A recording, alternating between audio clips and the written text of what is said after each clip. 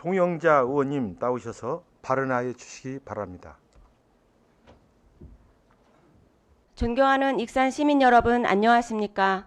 보건복지위원회에서 활동 중인 국민의힘 송영자 의원입니다. 먼저 5분 발언의 기회를 주신 최종 의장님과 선배 동료 의원님들께 깊은 감사를 드립니다. 1996명, 이 숫자의 의미를 아시겠습니까?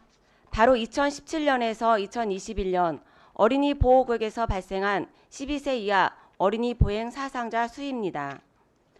2020년 민식이법 시행 이후 어린이 보호구역에서의 무인 교통 단속용 장비, 횡단보도 일시 정지, 안전표지판 등 다양한 대책이 마련되었지만 현재 실정은 어떨까요?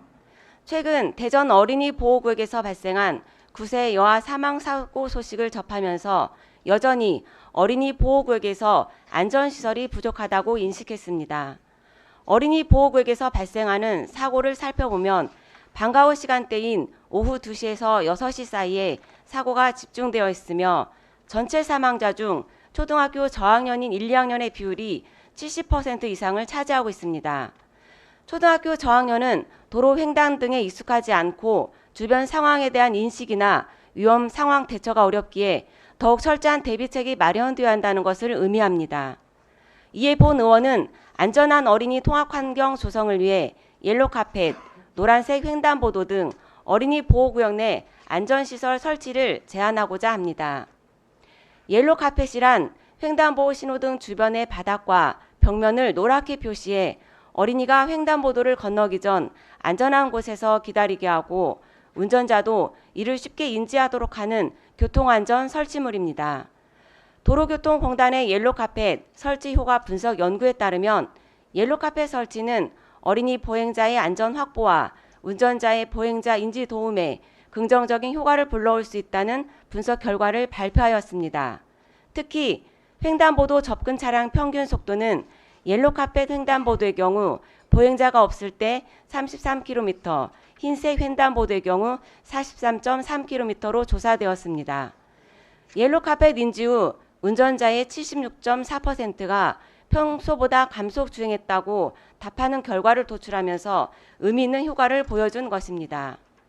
또한 전국 7개 시도에서 시범 설치 후 효과가 입증된 노란색 횡단보도 역시 보호구역 인지에 도움이 된다는 운전자 비중이 88.6%였고 정지선을 더 잘 지키게 된다는 운전자 또한 59.9%로 그 효과를 입증하면서 옐로 카펫과 함께 어린이 보호구역에 설치할 경우 어린이 통학 안전을 위한 긍정적인 효과를 기대할 수 있습니다.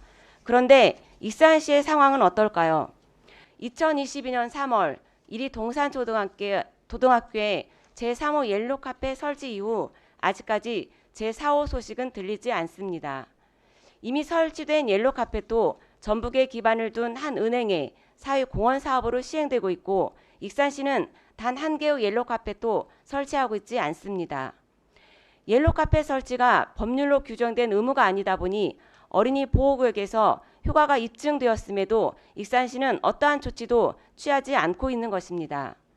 노란색 횡단보도의 경우 경찰청에서 올 하반기 확대 설치를 계획하고 있지만 익산시에서 먼저 설치에 대해 적극적으로 경찰청에 요구하여 어린이 안전을 위해 노력해야 할 것입니다. 아동 친화도시인 익산시에는 60개 초등학교에 13,701명의 어린이들이 매일 통학하고 있습니다.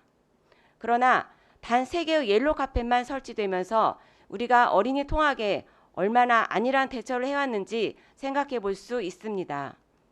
더 이상 제2의 민식이가 나오지 않도록 어린이들이 안전하게 통학하고 어린이 보호구역에서 보호받을 수 있도록 효과가 입증된 안전시설이라도 마련되어야 할 것입니다. 장기적으로는 등하교 승하차장 확보와 등하교길 이동 통로, 차량막 설치도 준비해야 할 것입니다. 설치가 의무화되어 있지 않으니 책임이 없다고 말하는 것은 무책임한 처사입니다.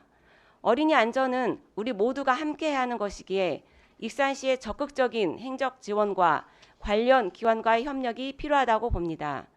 익산시 어린이 보호구역 내에서 우리 어린이들이 안전하길 바라며 5분 자유발언을 마치겠습니다. 경청해 주셔서 감사합니다.